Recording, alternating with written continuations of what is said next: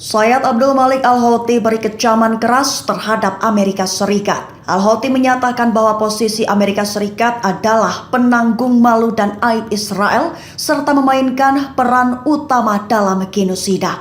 Dikutip dari Al-Mayadin pada 8 Maret, kabar itu disampaikan pemimpin gerakan Ansarallah Yaman tersebut dalam pidatonya pada Kamis 7 Maret 2024. Kecaman keras itu disebutnya lantaran Amerika Serikat menjadi penyedia senjata dengan jumlah bertonton untuk membunuh warga Palestina.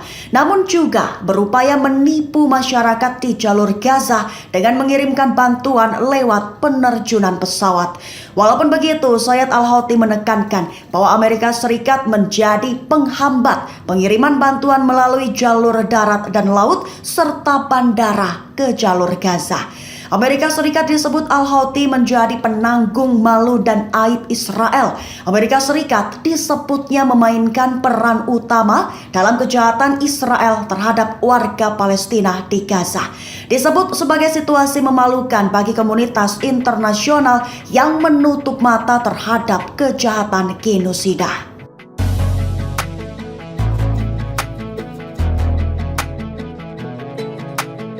Hizbullah Lebanon meluncurkan serangan beruntun dengan target sah adalah Israel. Serangan beruntun dilakukan dengan berbagai senjata, mulai dari peluru artileri hingga bom bunuh diri. Dikutip dari Al-Mayadin pada 8 Maret, rentetan serangan beruntun itu dilakukan Hizbullah pada Kamis 7 Maret 2024. Disebutkan bahwa tujuan menyerang Israel hanya demi mendukung rakyat Palestina dan perlawanan lainnya serta menjadi tanggapan genosida. Rincian serangan dimulai menargetkan pos komando dan kendali di dekat pemukiman pesisir Liman dengan peluru artileri. Sore harinya, 6 operasi beruntun dilakukan dalam kurun waktu 5 jam, memberi serangan langsung di unit artileri Israel. Sebelum itu, Hizbullah juga menembakkan beberapa peluncur roket ke pemukiman Afdon. Hizbullah juga mengerahkan 2 drone bunuh diri menuju barak Ma'ale Golan Israel di dataran tinggi Golan yang diduduki. Namun Hizbullah juga mau tidak mau harus berduka atas syahidnya Fadi Mahmud Dawi dari Aitaron dalam perjalanan menuju Al-Quds. Pasukan Israel menjadi target sah untuk Brigade Al-Quds di kota Hamat. Mereka menggunakan berbagai persenjataan, mulai dari peluru tandem hingga RPG untuk memusnahkan baja beton Israel. Dikutip dari Al-Mayadin pada 8 Maret, serangan ke target sah Israel dilakukan Al-Quds pada Kamis 7 Maret 2024. Al-Quds memusatkan serangan ke target sah yaitu Israel di kota Hamat, barat Laut Khan Yunis di bagian selatan jalur Gaza. Hasil penyerangan, Al-Quds berhasil menghancurkan 3 kendaraan militer Israel menggunakan peluru tandem dan RPG. Selain itu, Al-Quds sukses menyergap pasukan musuh dengan meledakkan bangunan jebakan hingga menimbulkan korban jiwa. Brigade Al-Quds juga mampu menembakkan roket ke arah pemukiman Sderot dan jalur Gaza sebagai tanggapan genosida.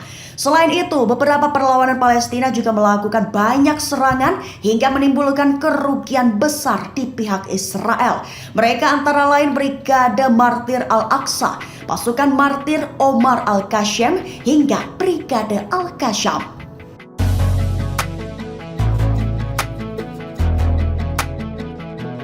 Irak kembali menegaskan komitmen untuk mendukung rakyat Palestina di jalur Gaza. Terbaru, Irak kembali melancarkan serangan dalam operasi kedua dengan meluncurkan UAV dan menghancurkan bandara Rosh Binah.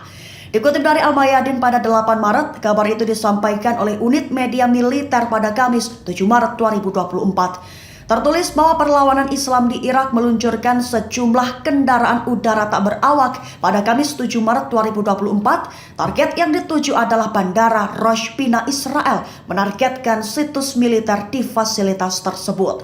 Disebutkan juga bahwa penyerangan itu dilakukan dalam serangan tahap kedua operasi perlawanan sebagai solidaritas dengan rakyatnya di Gaza dan sebagai respons terhadap pembantaian Zionis terhadap warga sipil Palestina yang tidak bersalah.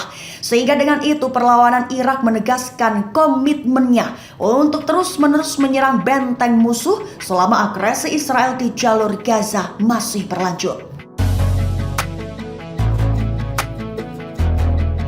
Pekerja bantuan veteran Jean-Pierre Delomier menyebut bahwa Gaza seperti perangkap tikus. Tak sebatas itu, bahkan ia juga menyatakan bahwa yang terjadi di Gaza menjadi yang terburuk yang pernah dilihatnya.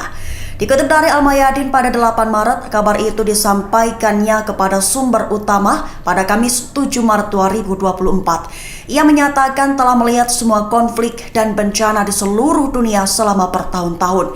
Namun ia menyebut bahwa perang Gaza sejauh ini merupakan yang terburuk. Hal itu diungkapnya selesai melakukan perjalanan selama 8 hari di jalur Gaza. Ia mengaku terkejut.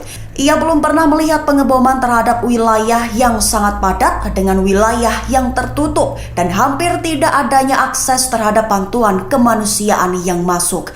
Delomier menyatakan bahwa apa yang dia lihat di Bosnia dan Herzegovina pada tahun 90-an tidak ada bandingannya dengan apa yang dilihatnya di Gaza karena itu adalah perangkap tikus dengan hanya sedikit bantuan. Apa yang terjadi di jalur Gaza menurutnya adalah yang terburuk yang pernah dilihatnya.